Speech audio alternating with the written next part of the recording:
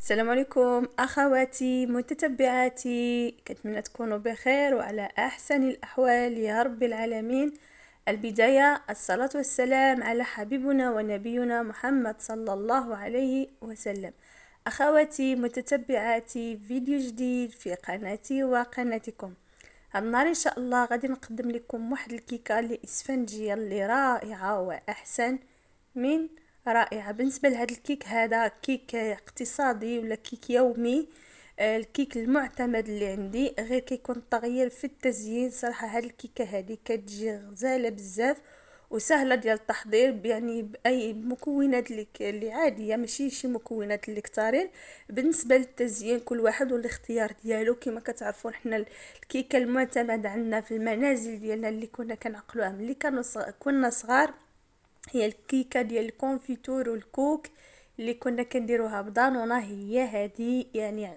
حبيت نشارك معكم الكيكه ديالي العاديه، الكيكه المعتمده في جميع المنازل المغربيه بالنسبه للمبتدئات اللي ما كتجيلهمش الكيكه غزاله، ولا اللي ما كتجيلهمش الكيكه منفخه ومهويه. انا غنشارك معكم طريقتي. تقريبا كل الاخوات هذه هي الطريقه ديالهم، غير كيكون المنظر ولا كيكون تزيين كل واحد والطريقه ديال التزيين. المهم اول حاجه خديت واحد البول، خديت 4 ديال البيض، كاس ديال الزيت العنبه، كاس ديال السكر العنبه، واحد ياغورت بالنكهه ديال الفاني ولا ديال البنان، محكه ديال الليمون ولا البرتقال، قبيصه ديال الملحه وجوج ديال الخميرات من فئه 7 ولا 8 غرام، والدقيق على حساب الخليط، وواحد الفاني.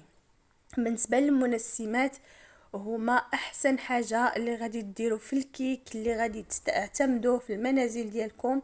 يعني ضروري من المنسمات منهم لافاني، وكذلك منهم المبشور ديال البرتقال ولا ديال الليمون. المهم كما شفتوا هنا في البول درت 4 د البيض، درت الكاس ديال السنيده، درت قبصه د الملحه.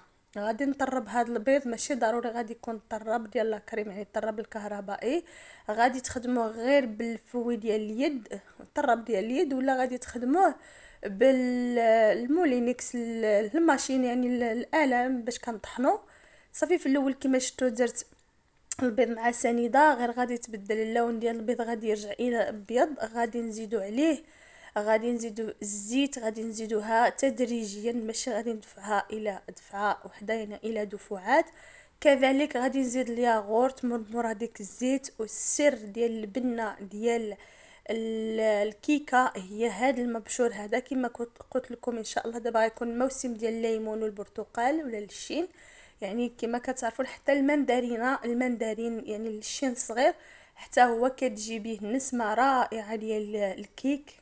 هنا غادي ندير الدقيق. بالنسبه للبنات اللي بغاو العبار ديال الدقيق، انا هنايا خديت 2 كيسان ونص ديال العنبه ديال الدقيق، اكتفيت غير ب2 كيسان ونص، ما تزيدوش كتر، حيت ملي كديروا الكيكه ثقيله، ملي كديروا الكيكه ثقيله كت ما كت, ما كتفشفش مزيان، كتجي يعني بحال كتجي بحال البويو، كتجي قاصحه. حنا غرضنا في الكيك اللي غادي نديرو غادي يجي جاري. كما كتشوفوا هنا الكيك جاري غير 2 كيسان ونص باش اكتفيت. هنا الفران بارد، الفران ديال البوطه. بالنسبه للبنات اللي كيقولوا من الكيكه ديال الفران ديال البوطه ما كتصدقش، بالعكس الكيكه ديال الفران ديال البوطه كتصدق. يعني انا اللي كنخدم دائما كنخدم بالكيكه ديال الفران ديال البوطه. كما كتعرفون الا كتعتمدي على الفران ديال الضو في لي كوموند، راكم عارفين الضو غالي، يعني لداكشي انا دائما كندير الكيكه في الفران ديال البوطه. اللي عندها الفران ديال الضو، حتى الفران ديال الضو الصراحه كيصدق الكيكه رائعه. هنا الفران بارد تماما، كندخل الكيكه ديالي على نار اللي مهيله، يعني الفران بارد. كندخل الكيكه للفران، خدات ليا تقريبا ساعه في الفران، ولكن على نار اللي شمعه، نار اللي ميته، نار اللي مهيله. دابا الكيكه راه هي كطيب، انا هنايا خديت غندير تزيين. هذه كانت في واحد عندي في واحد الطلبيه، قالوا لي غير التزيين ديال ديك الكوكو الكونفيتور المربى. هنايا ها هي الكيكه ديالي طلعت على المهل، اللي طلعت على مهيل، على نار مهيله، وتبارك الله. لو يعني قطعتها يعني ملي كنديرها عادي ما قطعتهاش، يعني كانت طلبيه، ملي كنقطعها كتجي مفشفشه يا سلام. وكذلك المذاق هائل، مذاق رائع.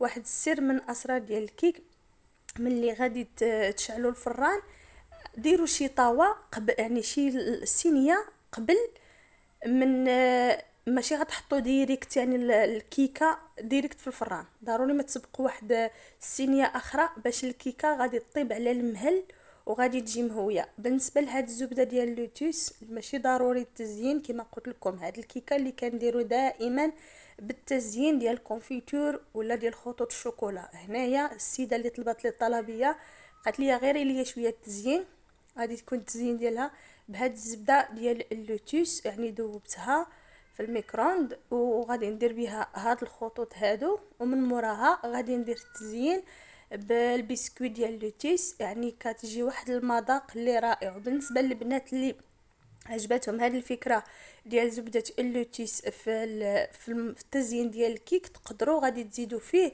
واحد 3 ديال لي بسكويت، تفرفشوهم لداخل ولا طحنوهم مع شي معلقه ديال زبده اللوتيس، تقدروا تزيدوهم حتى في الخليط ديال اي كيكه كتعتمدوها.